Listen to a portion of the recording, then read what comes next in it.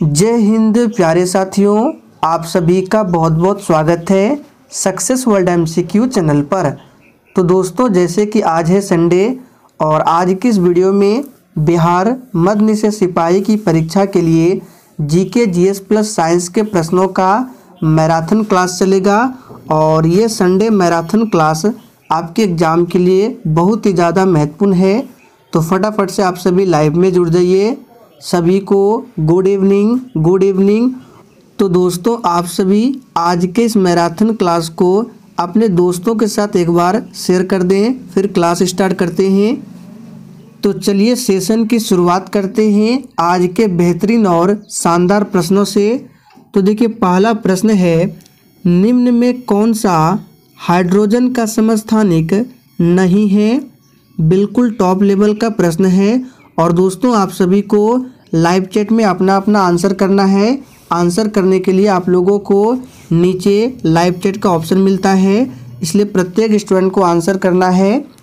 चलिए आंसर बताएंगे इन चारों ऑप्शन में से कौन सा ऑप्शन है जो हाइड्रोजन का समस्थानिक नहीं है।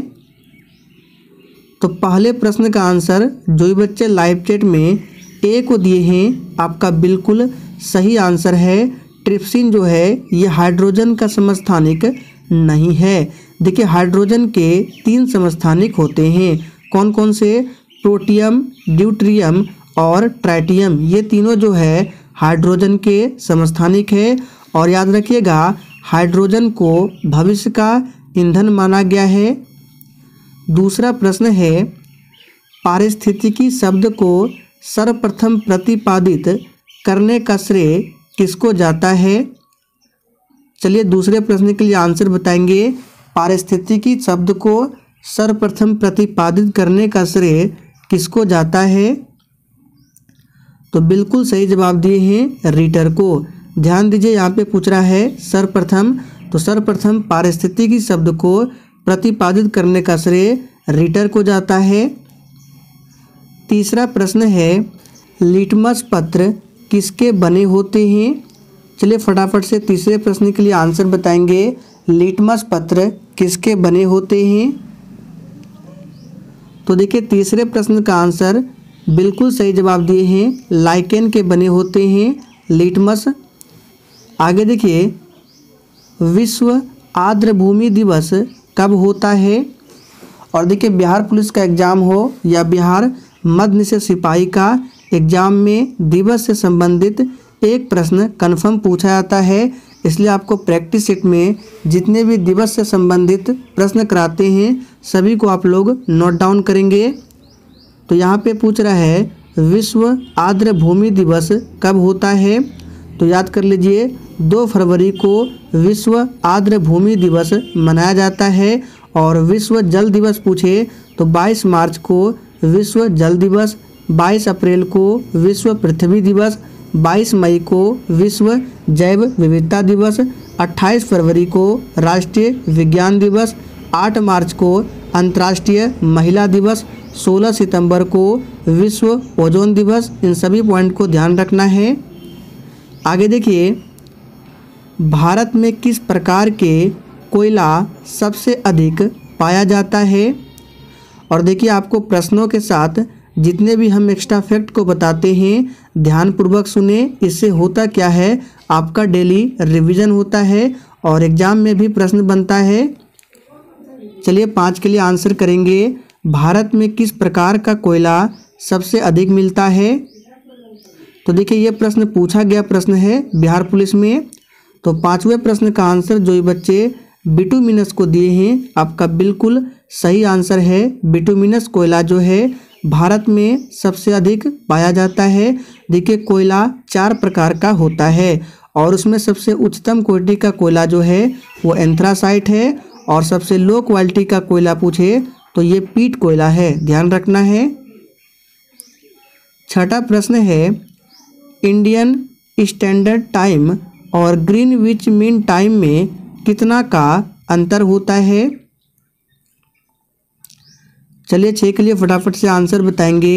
इंडियन स्टैंडर्ड टाइम और ग्रीनविच मीन टाइम में कितना का अंतर है? तो इस प्रश्न का आंसर सभी का सही है, 5 घंटे 30 मिनट। बी ऑप्शन आपका बिल्कुल सही आंसर है, ध्यान रखना है। 7वां प्रश्न है, दक्षिण पश्चिम मानसून केरल में कब पहुंचता है? ये प्रश्न आपके एग्जाम के लिए बहुत ही इम्पोर्टेंट है, इसको खासकर ध्यान रखें। दक्षिण पश्चिम मानसून जो है ये केरल में कब पहुंचता है?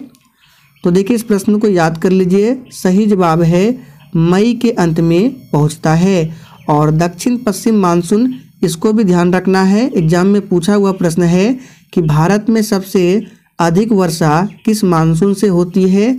तो यही है दक्षिण पश्चिम मानसून। आगे देखिए, एल्यूमिनियम का अयस्क क्या है? चलिए आंसर कीजिए, इन चारों ऑप्शन में से कौन सा एल्यूमिनियम का अयस्क है? तो बिल्कुल सही जवाब है आप लोगों का बॉक्साइट जो है ये एल्यूमिनियम का अयस्क है। नेक्स्ट क्वेश्चन है, किस शहर को मूर्तियों का शहर भी कहा जाता है? चलिए आंसर करेंगे फटाफट से। किस शहर को मूर्तियों का शहर कहा जाता है? तो इसका सही जवाब है कोझिकोड। कोझिकोड को मूर्तियों का शहर कहा जाता है, ध्यान रखना है। और कटक की बात करें तो एग्जाम में पूछा गया था कटक किस नदी के किनारे स्थित है? तो कटक जो है ये महानदी के किनारे बसा हुआ है। पश्चिम बंगाल की राजधानी कोलकाता हुगली नदी के किनारे बसा हुआ है, ध्यान रखना है। अगला प्रश्न है, पानी से भरे तालाब की गहराई किस कारण कम दिखाई देती है? चलिए फटाफट से 10 नंबर के लिए आंसर बताएंगे। पानी से भरे तालाब की गहराई जो है किस कारण कम दिखाई पड़ती है? तो देखिए याद कर लीजिए, इस तरह के प्रश्न हमेशा एग्जाम में पूछा जाता है। तो ये अपवर्तन के कारण दिखाई देता है। जो भी बच्चे ए को दिए हैं आपका बिल्कुल सही आंसर है। और दोस्तों मैं आपको एक चीज़ बताना चाहता हूँ, अगर आप लोग लुसेंट बुक से जीके जीएस या फिर टॉपिक वाइज करंट अफेयर्स की क्लास करना चाहते हैं तो आपको इसी वीडियो के नीचे डिस्क्रिप्शन बॉक्स में मेरे दूसरे चैनल का लिंक मिल जाएगा। उस चैनल का नाम है दिवाकर स्टडी IQ, आपको स्क्रीन पर दिख रहा होगा। आप लोग जाकर उस चैनल पर विजिट कर सकते हैं और साथ में आपको वीकली करंट अफेयर्स का क्लास भी मिलेगा उस चैनल पर, तो आप लोग ज़रूर जाके देखिए। आगे देखिए, कौन सा भारत का सबसे पुराना समाचार पत्र अभी भी प्रकाशित हो रहा है? चलिए 11 के लिए आंसर बताएंगे। भारत का सबसे पुराना समाचार पत्र आपको बताना है जो अभी भी प्रकाशित हो रहा है। तो याद कर लीजिए ये है कौन सा? तो मुंबई समाचार पत्र। ए ऑप्शन आपका बिल्कुल सही आंसर है। आगे देखिए, चोल राजाओं ने किस धर्म को संरक्षण प्रदान किया था? एग्जाम के लिए काफ़ी ज़्यादा महत्वपूर्ण प्रश्न है, इसको भी ध्यान रखें। और देखिए एग्जाम में प्रश्न ये भी बन सकता है कि चोल वंश का संस्थापक कौन था? तो आपने सुना होगा विजयालय, यहाँ पे लिख देते हैं विजयालय। विजयालय जो है ये चोल वंश का संस्थापक था। तो यहाँ पे पूछ रहा है कि चोल राजाओं ने किस धर्म को संरक्षण प्रदान किया था? तो याद रखिएगा शैव धर्म को। जो भी बच्चे सी दिए हैं आपका बिल्कुल सही आंसर है। जैन धर्म के 24वें और आखिरी तीर्थंकर पूछा जाता है एग्जाम में, तो महावीर स्वामी है। जैन धर्म में टोटल 24 तीर्थंकर हुए हैं। आगे देखिए, भारत में पहला प्रिंटिंग प्रेस स्थापित किया गया था। चलिए 13 के लिए फटाफट से आंसर बताएंगे। और दोस्तों अभी भी कुछ स्टूडेंट ऐसे हैं जिनको क्लास टाइमिंग के बारे में मालूम नहीं है, तो ध्यान दीजिए। अगर आपको मध्य से सिपाही के लिए क्लास करना है तो आप लोग रात 8 बजे की क्लास को देख सकते हैं।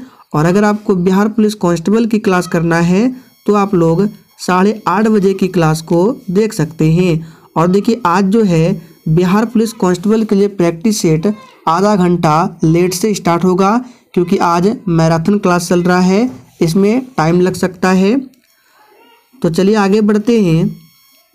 भारत का सबसे पुराना सार्वजनिक पुस्तकालय स्थित है?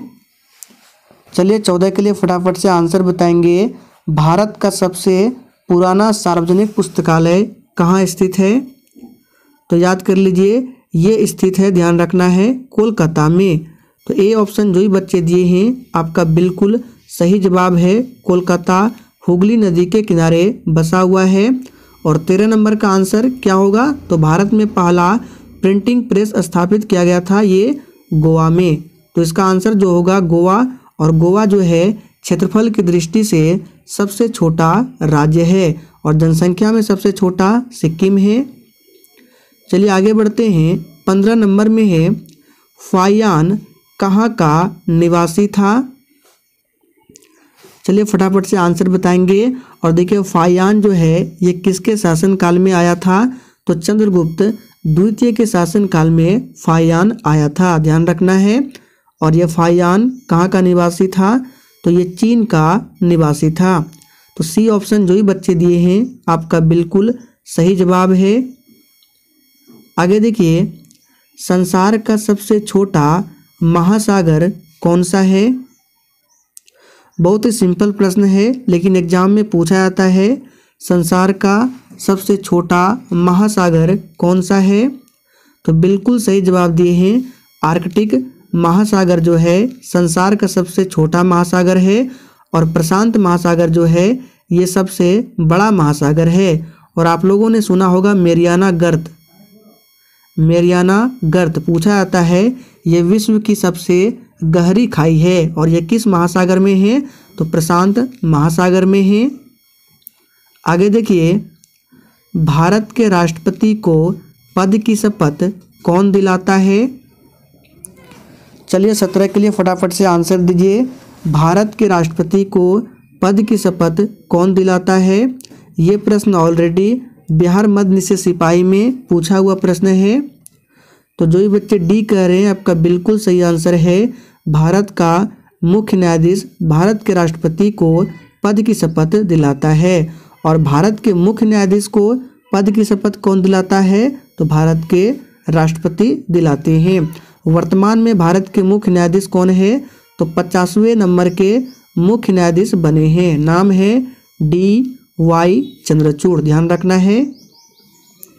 आगे देखिए, राज्य अपहरण नीति की शुरुआत किसने की थी?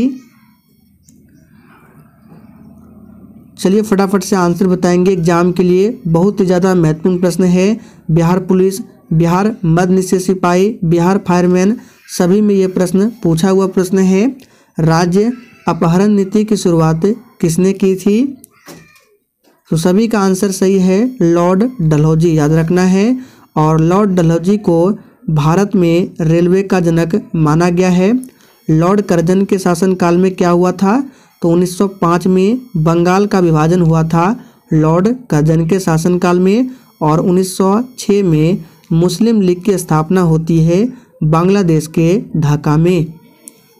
आगे देखिए, निम्नलिखित में से कौन कौन से महासागर पनामा नहर से जुड़े हुए हैं? चलिए 19 के लिए फटाफट से आंसर बताएंगे। और दोस्तों अगर आपको सेशन थोड़ा भी पसंद आ रहा है तो आप सभी सेशन को दिल से फटाफट से लाइक करें। तो 19वें प्रश्न का आंसर क्या होगा? तो अटलांटिक और प्रशांत ये पनामा नहर से जुड़े हुए हैं। आंसर क्या होगा? अटलांटिक और प्रशांत।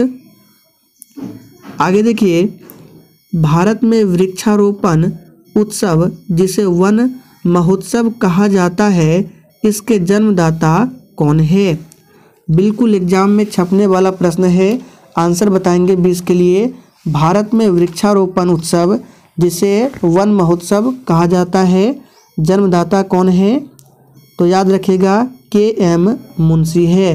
पूरा नाम क्या है? तो कन्हैया लाल मनिकलाल मुंशी है।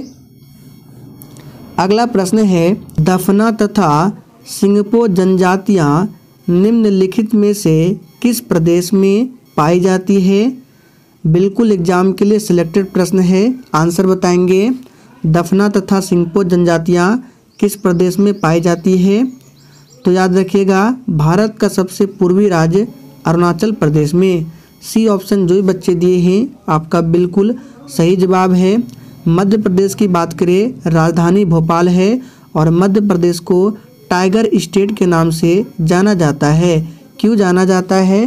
क्योंकि बाघों की सर्वाधिक संख्या यहीं पर है और क्षेत्रफल के हिसाब से ध्यान रखिएगा कि सर्वाधिक वन पूछता है कि क्षेत्रफल में सबसे ज़्यादा कहाँ है, तो मध्य प्रदेश में है, लेकिन परसेंटेज में सबसे अधिक वन पूछे तो मिजोरम में है, ध्यान रखना है। और आंध्र प्रदेश जो है ये भारत का पहला ऐसा राज्य है जो भाषा के आधार पर गठित हुआ था। आगे देखिए, साइलेंट वैली प्रोजेक्ट का संबंध निम्नलिखित में से किस राज्य से है? चलिए 22 के लिए आप सभी आंसर करेंगे।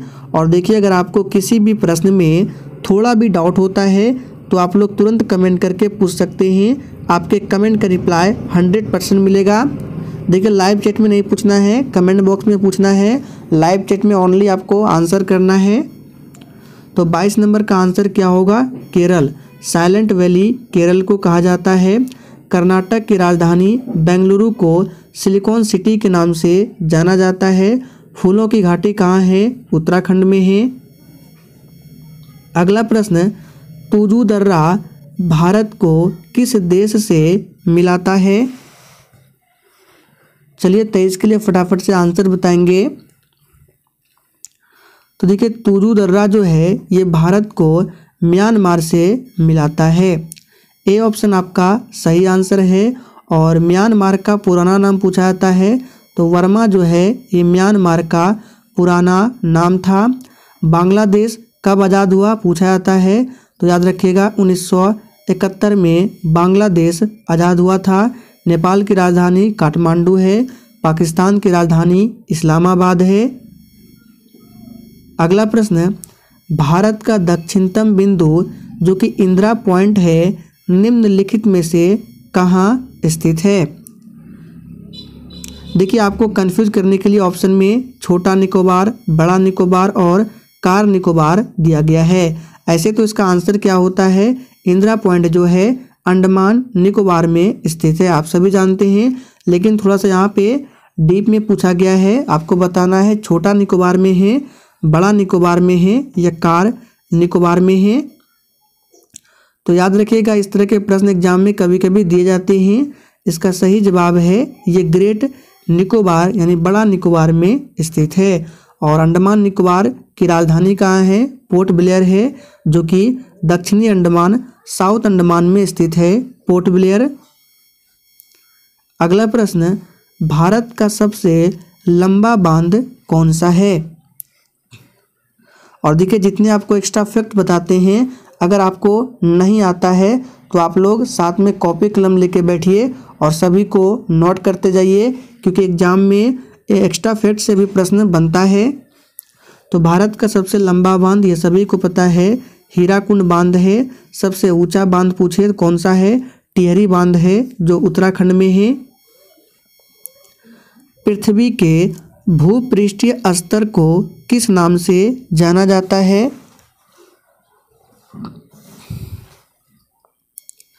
तो 26 का आंसर जो भी बच्चे सियाल को दिए हैं सही आंसर है। पृथ्वी के भूपृष्ठीय स्तर को सियाल के नाम से भी पुकारते हैं। आगे देखिए, किस अंग्रेज ने पहली बार भागवत गीता का अंग्रेजी में अनुवाद किया था? एग्जाम के लिए महत्वपूर्ण प्रश्न है, इसको ध्यान रखें। चलिए आंसर बताएंगे। तो किस अंग्रेज ने पहली बार भागवत गीता का अंग्रेजी में अनुवाद किया था? तो बिल्कुल सही जवाब दिए हैं चार्ल्स विल्किंस ने। बी ऑप्शन सही आंसर है।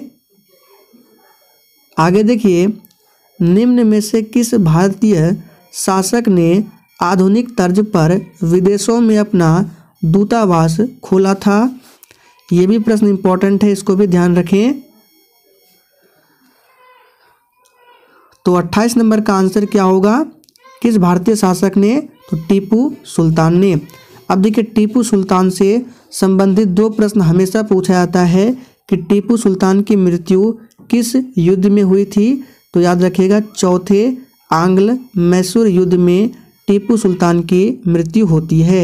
जगह का नाम भी पूछा जाता है तो श्रीरंगपट्टनम में इनकी मृत्यु होती है।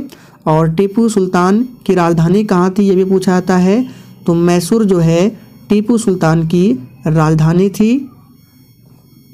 आगे देखिए, संविधान के किस अनुच्छेद के अंतर्गत प्रत्येक राज्य अपनी मातृभाषा का प्रसार एवं अनुदेश प्राथमिक शिक्षा में लागू कर सकता है? चलिए आंसर करेंगे किस आर्टिकल के तहत। और दोस्तों सेशन के लास्ट में आप सभी को आज अपना अपना स्कोर ईमानदारी पूर्वक कमेंट करके हमें बताना है। मैं सभी के स्कोर को चेक करूंगा। तो सही जवाब है इसका अनुच्छेद 350A। आगे देखिए, हड़प्पा कालीन सभ्यता का विशाल कोठार अनाज संग्रह स्थल कहाँ मिला है? चलिए 30 के लिए आंसर बताएंगे। देखिए, मोहनजोदड़ो की बात करें तो 1922 में राखलदास बनर्जी के द्वारा खोज किया गया था और ये वर्तमान में पाकिस्तान के सिंध प्रांत में सिंधु नदी के किनारे बसा हुआ है। हड़प्पा की बात करें तो 1921 में खोज हुई थी, किसके द्वारा? तो दयाराम साहनी के द्वारा। और हड़प्पा जो है ये रावी नदी के किनारे बसा हुआ है। तो 30 का आंसर जो ही बच्चे ऑप्शन ए को दिए हैं आपका बिल्कुल सही जवाब है मोहनजोदड़ो। अगला प्रश्न, निम्न में से किस शासक ने गुप्त संवत प्रारंभ किया था? ये प्रश्न आपके एग्जाम में छप सकता है, इसको ध्यान रखें। किस शासक ने गुप्त संवत प्रारंभ किया था? तो 31 का आंसर जो भी बच्चे चंद्रगुप्त प्रथम को दिए हैं आपका बिल्कुल सही जवाब है। और चंद्रगुप्त द्वितीय को ही चंद्रगुप्त विक्रमादित्य कहा जाता है। समुद्रगुप्त को भारत का नेपोलियन कहा जाता है। श्रीगुप्त को ध्यान रखना है, गुप्त वंश की स्थापना श्रीगुप्त के द्वारा किया गया था।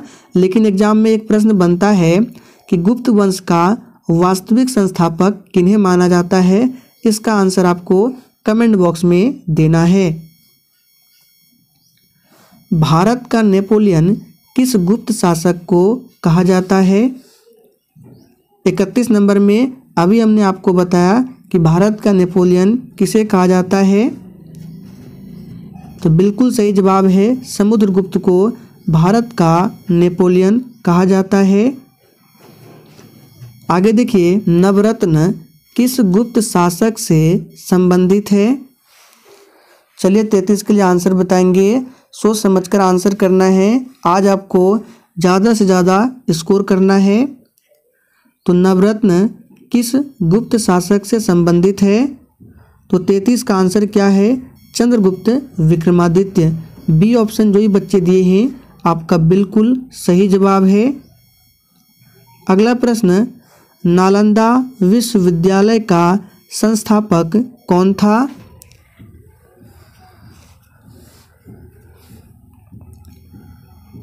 तो 34 का आंसर लगभग सभी का सही है। नालंदा विश्वविद्यालय का संस्थापक कुमारगुप्त को माना जाता है। और विक्रमशिला विश्वविद्यालय पूछे धर्मपाल को माना जाता है। विक्रम विश्वविद्यालय और नालंदा विश्वविद्यालय कुमारगुप्त। अगला प्रश्न, मोहिनी अट्टम किस राज्य का शास्त्रीय नृत्य है? चलिए फटाफट से आंसर बताएंगे। मोहिनी अट्टम किस राज्य का शास्त्रीय नृत्य है? तो 35 का आंसर बिल्कुल सही जवाब है, केरल का है मोहिनी अट्टम। याद रखना है। तमिलनाडु का कौन सा है? तो भरतनाट्यम। याद रखना है भरतनाट्यम तमिलनाडु का है। लावनी कहाँ का है? लावनी महाराष्ट्र का है। यक्षगान कहाँ का है?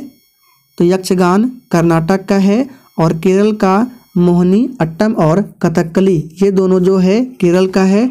और एक होता है कथक। कथक और कथकली दोनों में अंतर है।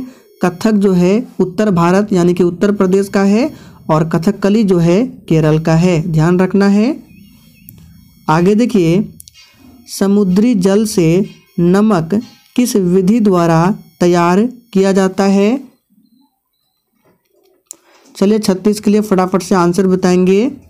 समुद्री जल से नमक किस विधि द्वारा तैयार किया जाता है? तो 36 का आंसर है बी ऑप्शन, वाष्पीकरण द्वारा, ध्यान रखना है। आगे देखिए, निम्न में कौन सबसे अस्थायी तत्व है? चलिए 37 के लिए आंसर बताएंगे।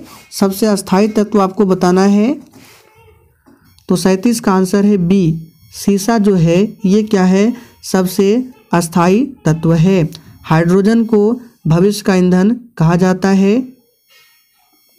अगला प्रश्न, अक्रिय गैसों की खोज किसने की थी? चलिए 38 के लिए आंसर देंगे। अक्रिय गैसों की खोज किसने किया था? तो याद कर लीजिए, रैमजे के द्वारा अक्रिय गैसों की खोज किया गया था। याद रखना है। हाइड्रोजन की खोज पूछा जाता है तो हेनरी कैवेंडिश के द्वारा हाइड्रोजन की खोज किया गया था। ऑक्सीजन की खोज सीले और प्रिस्टले दोनों के द्वारा किया गया था ऑक्सीजन की खोज। खाने को पकाते समय सर्वाधिक मात्रा में नष्ट होते हैं। तो देखिए, खाने को पकाते समय सर्वाधिक मात्रा में क्या नष्ट होता है? तो विटामिन नष्ट होता है। अब देखिए, विटामिन दो प्रकार के होते हैं, एक जल में घुलनशील और दूसरा वसा में घुलनशील। और देखिए, सबको पता भी होगा कि कौन कौन से विटामिन जल में घुलनशील है और कौन कौन से विटामिन वसा में घुलनशील है। फिर भी हम आपको डेली बताते रहते हैं ताकि आपका डेली रिवीजन होते रहे और आप में से कोई स्टूडेंट भूले ना। तो देखिए, जल में जो घुलनशील विटामिन होते हैं वो है विटामिन बी और विटामिन सी। ये दो विटामिन जल में घुलनशील होते हैं। बचे विटामिन ए, डी, ई और के, ये जो होते हैं वसा में घुलनशील होते हैं। हमने आपको बताया था कि सबसे अधिक प्रोटीन किस में मिलता है? तो सोयाबीन में सबसे अधिक प्रोटीन मिलता है। और प्रोटीन की कमी से कौन सी बीमारी होती है? तो क्वाशियोरकर नामक बीमारी होती है। आगे देखिए, कौन सी गैस चांदी की सतह को काला कर देती है? चलिए फटाफट से आप सभी 40 के लिए आंसर बताएंगे। और देखिए, लाइव चैट में कुछ स्टूडेंट ऐसे हैं जिन्होंने अभी भी सेशन को लाइक नहीं किया है। तो देखिए, अगर आपको सेशन थोड़ा भी पसंद आता है तो आप सभी से रिक्वेस्ट है कि सेशन को दिल से ज़रूर लाइक किया करें। तो देखिए, इस प्रश्न का आंसर जो ही बच्चे ओजोन को दिए हैं आपका बिल्कुल सही आंसर है। अब देखिए, ओजोन से संबंधित प्रश्न बनता है ओजोन दिवस। तो प्रत्येक वर्ष 16 सितंबर को ओजोन दिवस मनाया जाता है। ओजोन का सूत्र पूछा गया था, O3 होता है। ओजोन लेयर वायुमंडल के किस परत में पाया जाता है? तो समताप मंडल में ओजोन लेयर मिलता है। अगला प्रश्न है, यूरिया में नाइट्रोजन होती है कितना प्रतिशत? तो देखिए, याद कर लीजिए, यूरिया में नाइट्रोजन होती है 46%। सी ऑप्शन जो ही बच्चे दिए हैं आपका बिल्कुल सही जवाब है। अगला प्रश्न है, अम्ल व क्षार, यहाँ पे क्षार होगा, की अभिक्रिया के फलस्वरूप बने पदार्थ को क्या कहते हैं? देखिए, आप लोगों ने 10th क्लास में पढ़ा होगा, अम्ल एवं क्षार आपस में जब अभिक्रिया करते हैं तो अभिक्रिया के फलस्वरूप बने पदार्थ जो है लवण कहलाते हैं। तो बी ऑप्शन जो ही बच्चे दिए हैं आपका बिल्कुल सही जवाब है। और अम्ल का स्वाद कैसा होता है? तो स्वाद में ये खट्टा होता है, ध्यान रखना है। आगे देखिए, सबसे शुद्धतम जल क्या है? और देखिए, ये प्रश्न बिहार फायरमैन में पूछा गया प्रश्न है, सबसे शुद्धतम जल क्या है? तो देखिए, याद रखिएगा, वर्षा का जो जल होता है ये सबसे शुद्धतम होता है।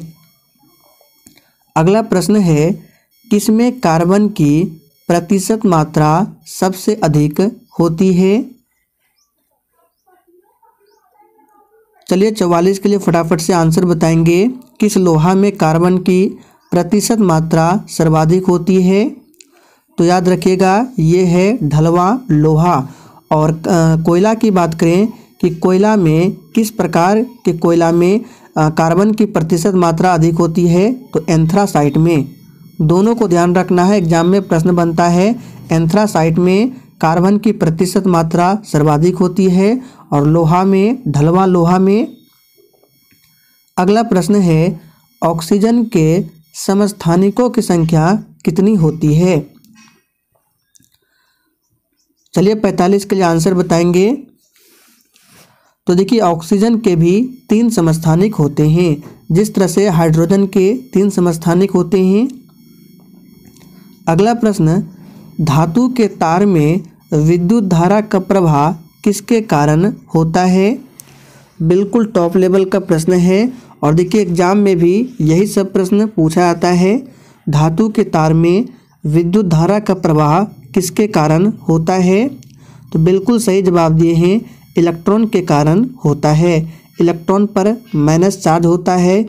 इलेक्ट्रॉन की खोज जे थॉमसन के द्वारा किया गया था। प्रोटॉन पर चार्ज प्लस होता है। प्रोटॉन की खोज रदरफोर्ड या गोल्डस्टीन, और न्यूट्रॉन उदासीन होता है। न्यूट्रॉन की खोज जेम्स चैडविक के द्वारा किया गया था। अगला प्रश्न है, ड्यूटेरियम के नाभिक में होते हैं। चलिए 47 के लिए आंसर कीजिए। ड्यूटेरियम के नाभिक में होते हैं, तो याद रखिएगा एक न्यूट्रॉन और एक प्रोटॉन होते हैं ड्यूटेरियम के नाभिक में। अगला प्रश्न है, अनिश्चितता के सिद्धांत का प्रतिपादन किसने किया? चलिए फटाफट से आंसर करेंगे 48 के लिए। अनिश्चितता के सिद्धांत का प्रतिपादन किसने किया था? तो इस सिद्धांत का प्रतिपादन किया था हाइजेनबर्ग ने, ध्यान रखना है। और अगर पूछे सापेक्षता का सिद्धांत तो आइंस्टीन ने, दोनों को ध्यान रखना है। परमाणु भट्टी में कौन सा ईंधन प्रयुक्त होता है? चलिए 49 के लिए आंसर करेंगे। परमाणु भट्टी में कौन सा ईंधन प्रयुक्त होता है? तो याद रखिएगा यूरेनियम प्रयुक्त होता है। आगे देखिए, भोपाल गैस दुर्घटना में किस गैस का रिसाव हुआ था? इस प्रश्न को आप लोग मार्क कर लीजिए, एग्जाम के लिए बहुत ही महत्वपूर्ण है, काफ़ी बार रिपीट हुआ है। भोपाल गैस दुर्घटना कब घटी थी? तो डेट भी याद रखना है, पूछा जाता है। पूरा डेट है 3 दिसंबर 1984 को। और इस दुर्घटना में किस गैस का रिसाव हुआ था? तो ये हुआ था मिथाइल आइसोसाइनेट। अब देखिए, आपको एग्जाम में कंफ्यूज करने के लिए इसी तरह से 2 ऑप्शन देते हैं, मिथाइल आइसोसाइनाइड और मिथाइल आइसोसाइनेट। तो आंसर जो इसका होगा मिथाइल आइसोसाइनेट, देख लीजिए सही से, सी आंसर है। अगला प्रश्न है, सिंदूर का रासायनिक नाम क्या है? और देखिए एक याद रखना है, ग्लूकोज का सूत्र भी पूछा जाता है, तो C6H12O6 ये ग्लूकोज का सूत्र है। यहाँ पे सिंदूर का रासायनिक नाम बताना है। तो देखिए सिंदूर का रासायनिक नाम होता है मर्क्यूरिक सल्फाइड। बी ऑप्शन आपका बिल्कुल सही आंसर है। रेडियो कार्बन डेटिंग से किसका निर्धारण होता है? चलिए 52 के लिए फटाफट से आंसर बताइए। रेडियो कार्बन डेटिंग से किसका निर्धारण होता है? बहुत ही सिंपल प्रश्न है, जीवाश्म की आयु का पता लगाया जाता है रेडियो कार्बन डेटिंग से, ध्यान रखना है। अगला प्रश्न, सूर्य की किरणों का कौन सा भाग है जो सोलर कुकर को गर्म करता है? देखिए सूर्य की बात करें तो सूर्य जो है ये एक गैस का गोला है और इसमें मुख्य रूप से हाइड्रोजन और हीलियम गैसें होती है। सूर्य किस सिद्धांत पर कार्य करता है? तो नाभिकीय संलयन के सिद्धांत पर कार्य करता है। और सूर्य की किरणों का कौन सा भाग है जो सोलर कुकर को गर्म करता है?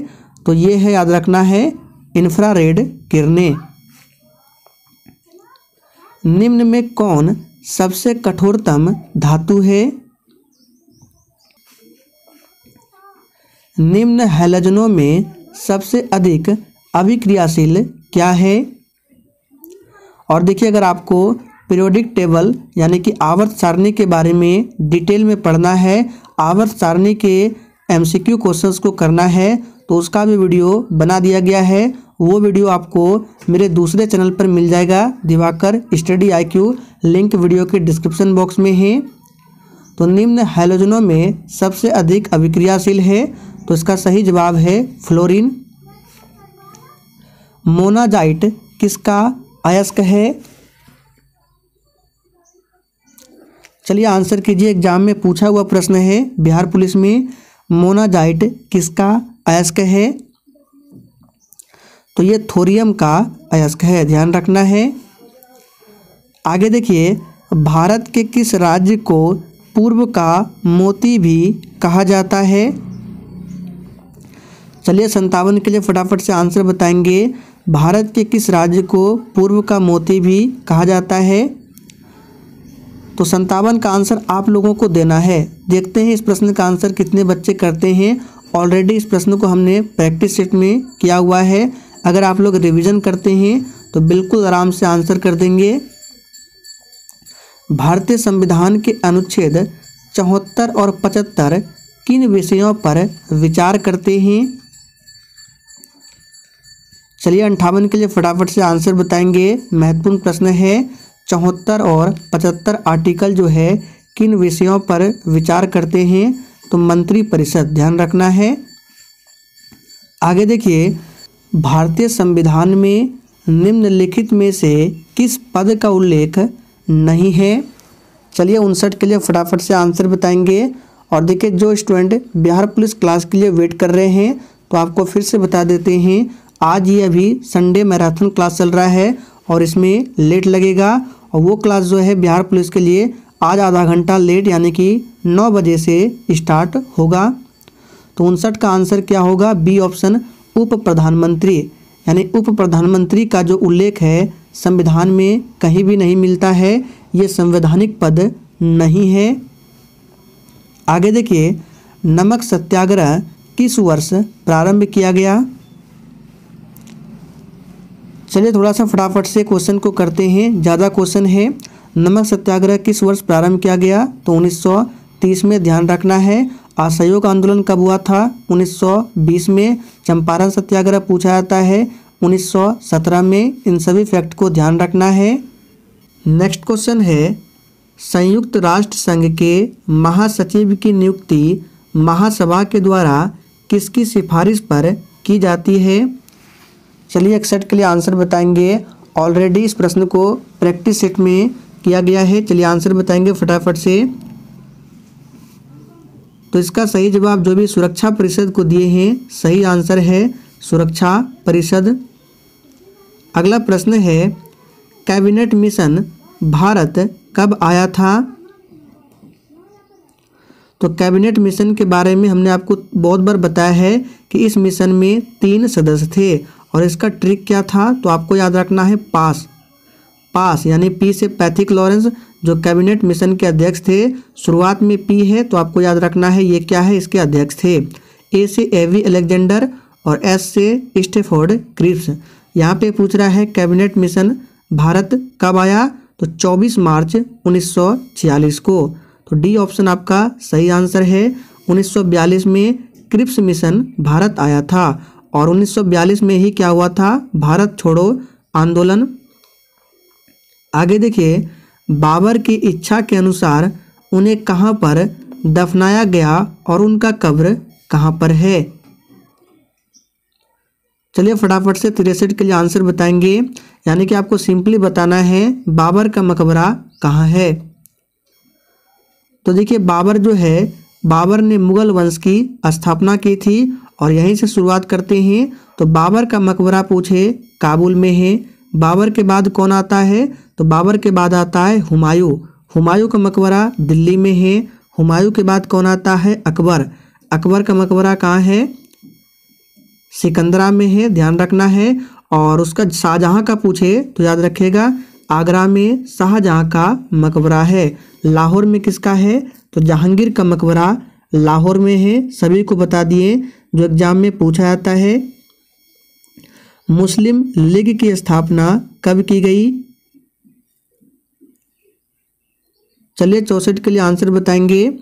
देखिए 1905 में बंगाल का विभाजन होता है लॉर्ड कर्जन के शासनकाल में, और 1906 में बांग्लादेश के ढाका में मुस्लिम लीग की स्थापना होती है। 1907 की बात करें तो 1907 में क्या हुआ था, तो सूरत अधिवेशन हुआ था, और इसी अधिवेशन में कांग्रेस 2 दलों में बटा था, ध्यान रखना है। आगे देखिए, तो इस प्रश्न का सही जवाब क्या होगा, 1906 हो जाएगा, 30 दिसंबर 1906। नौरोज त्यौहार को भारत में किस सुल्तान के द्वारा लागू किया गया।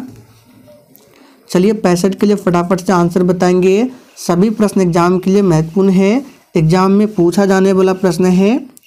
तो इसका आंसर जो भी बच्चे बलबन को दिए हैं, आंसर सही है।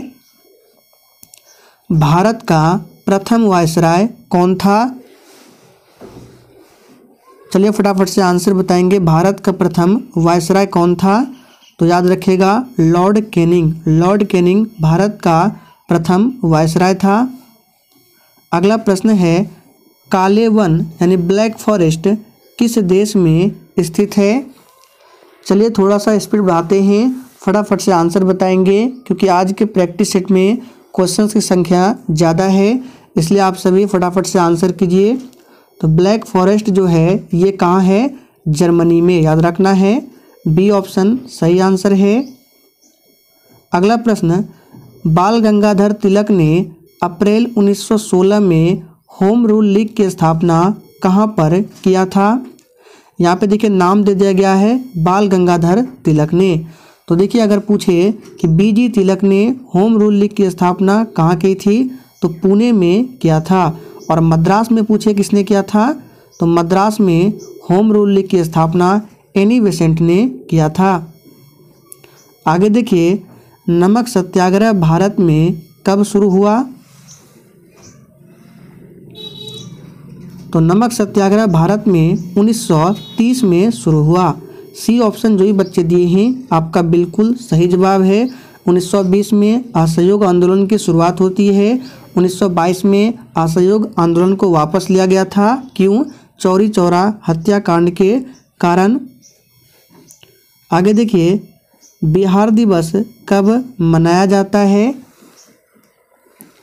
चलिए 70 के लिए आंसर बताएंगे, बिहार दिवस कब मनाया जाता है। तो 22 मार्च को बिहार दिवस और साथ में विश्व जल दिवस भी मनाया जाता है। 22 अप्रैल को विश्व पृथ्वी दिवस। 100 साल पहले किस देश में नाजी पार्टी स्थापित हुई थी। चलिए 71 के लिए फटाफट से आंसर बताएंगे। 100 साल पहले किस देश में नाजी पार्टी स्थापित हुई थी।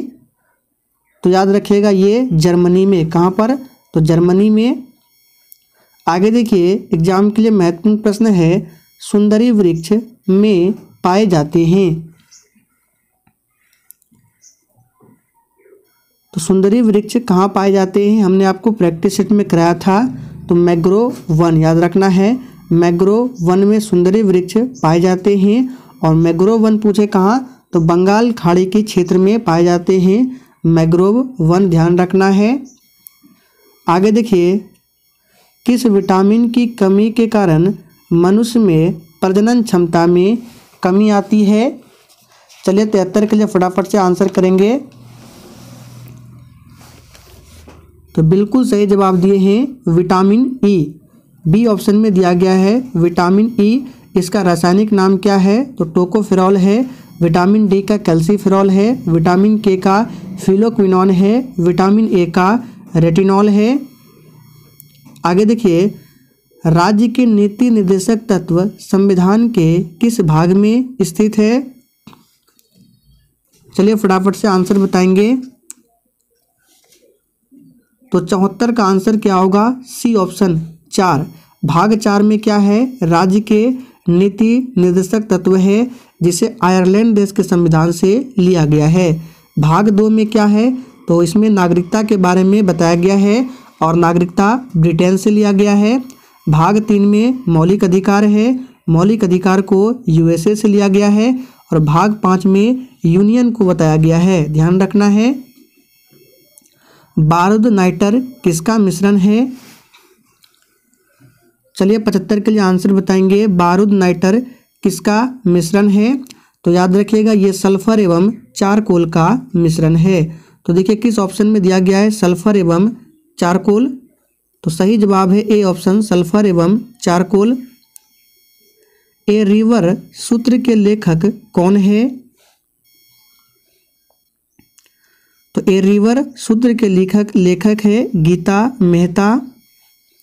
अगला प्रश्न, वायुमंडल में सबसे अधिक मात्रा में अक्रिय गैस कौन है?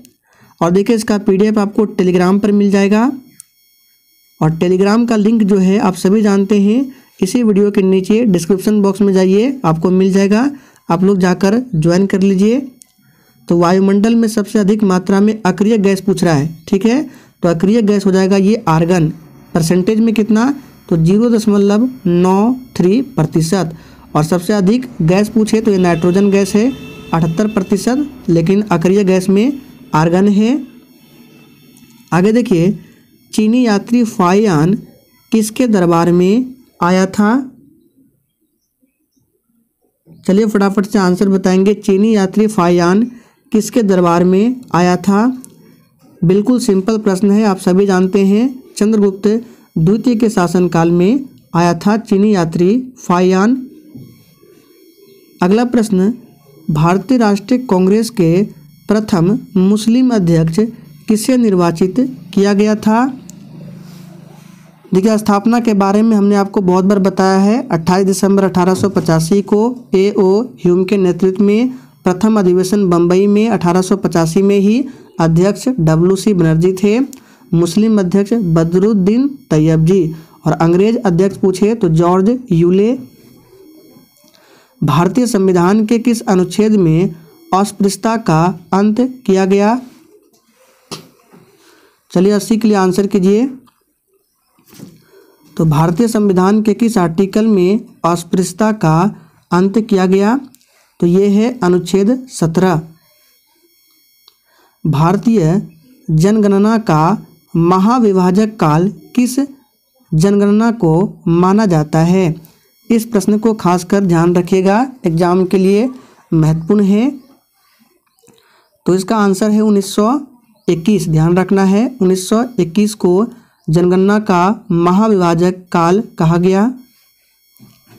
चरक किसके दरबार में रहते थे? चलिए आंसर बताएंगे, चरक किसके दरबार में रहते थे? तो सही जवाब है कनिष्क के दरबार में रहते थे। चरक की पुस्तक है चरक संहिता, याद रखना है। और हर्षवर्धन की बात करें तो इनकी पुस्तक है हर्षचरित कादम्बरी बाणभट्ट, ध्यान रखना है। चलिए आगे बढ़ते हैं। सूर्य का ताप पृथ्वी पर किस माध्यम में पहुंचती है? अच्छा, आपसे एक प्रश्न पूछते हैं कि कालिदास जो है ये किसके दरबार में रहते थे? एग्जाम में पूछा गया प्रश्न है। भारत का शेक्सपियर कालिदास को कहा जाता है, आपको बताना है किसके दरबार में थे। तो 83 का आंसर क्या होगा? विकिरण के माध्यम से सूर्य का ताप जो है पृथ्वी पर पहुंचता है। मतदाता सूची आमतौर पर कौन तैयार करता है? चलिए 84 के लिए आंसर दीजिए। तो देखिए इसका सही जवाब क्या होगा? चुनाव आयोग। मतदाता सूची जिसको बोलते हैं वोटर लिस्ट, ये आमतौर पर चुनाव आयोग तैयार करता है। चुनाव आयोग के बारे में आर्टिकल 324 से लेकर 329 में मिलेगा। आगे देखिए, प्रथम जैन परिषद कहाँ आयोजित की गई थी?